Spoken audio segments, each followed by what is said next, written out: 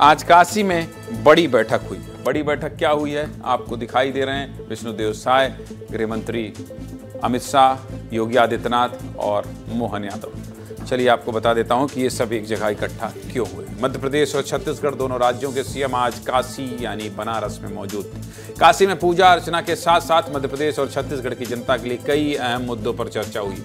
कानून व्यवस्था से लेकर सड़क, बिजली, पानी जैसे हर बुनियादी मुद्दे पर चर्चा हुई है। क्या क्या हुआ इस बैठक में, सब कुछ आपको विस्तार से बता देता हूँ।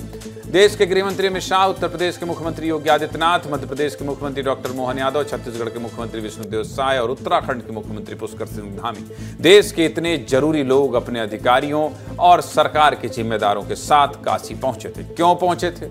अपने राज्य की बेहतरी और वर्तमान में चल रही योजनाओं की रिपोर्ट गृह मंत्री अमित शाह को देने के लिए पहुंचे थे। और इस सब को नाम दिया गया मध्य क्षेत्रीय परिषद की बैठक। क्या है मध्य क्षेत्रीय परिषद और क्यों इतनी अहम है कि चार मुख्यमंत्री काशी पहुंच गए, आपको बता देता हूं। दरअसल जब आजादी के बाद देश में राज्यों का पुनर्गठन हो रहा था, तब जरूरत महसूस हुई कि राज्यों के अलग अलग ग्रुप बनाए जाएं ताकि केंद्र को संवाद करने में आसानी हो। इसके लिए साल 1956 में 5 क्षेत्रीय परिषद बनाई गई, जिसमें सभी राज्य शामिल हैं। इन्हीं 5 क्षेत्रीय परिषदों में से एक परिषद है मध्य क्षेत्रीय परिषद और इसकी निगरानी देश के गृह मंत्री खुद करते हैं। और मध्य क्षेत्रीय परिषद में 4 राज्य उत्तर प्रदेश, उत्तराखंड, मध्य प्रदेश और छत्तीसगढ़ का ग्रुप है। कुल मिलाकर इसका काम राज्यों के बीच सहयोग बढ़ाना और अंतर्राज्यीय विवादों को बातचीत के जरिए समाधान करना है। इसलिए इन 4 राज्यों के मुख्यमंत्री अपने कामकाज की रिपोर्ट और नई योजनाओं का प्लान गृह मंत्री अमित शाह को बताने काशी पहुंचे। बैठक सीधे तौर पर अमित शाह ले रहे थे तो कानून व्यवस्था पर बात होना लाजमी। बैठक सुबह 11 बजे से शुरू होकर दोपहर 3 बजे तक चली।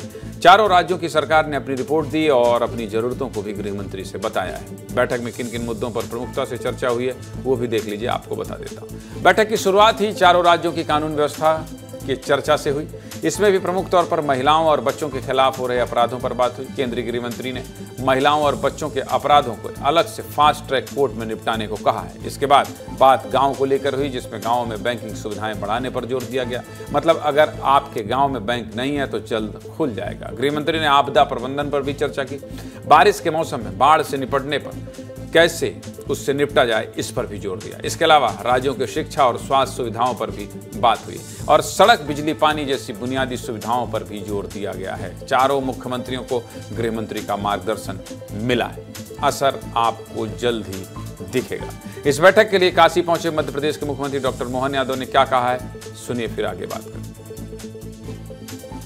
सभी प्रकार के राज्यों के समन्वय को लेकर के यशस्वी प्रधानमंत्री के नेतृत्व में जिस प्रकार से समय चल रहा है, ऐसे में राज्यों के बीच परस्पर समन्वय रहे, विकास के मामले में साझा करे और अपने अपने अनुभव के आधार पर भविष्य में माननीय मोदी जी के नेतृत्व में राज्य उन्नति करे, क्षेत्र और प्रदेश की प्रगति हो, सभी नागरिकों की भलाई हो। और वैसे तो मैं बाबा महाकाल की नगरी से और ये बाबा विश्वनाथ की नगरी है, तो गंगा जी का किनारा, सनातन संस्कृति की धारा यहाँ से अविरल बहती है।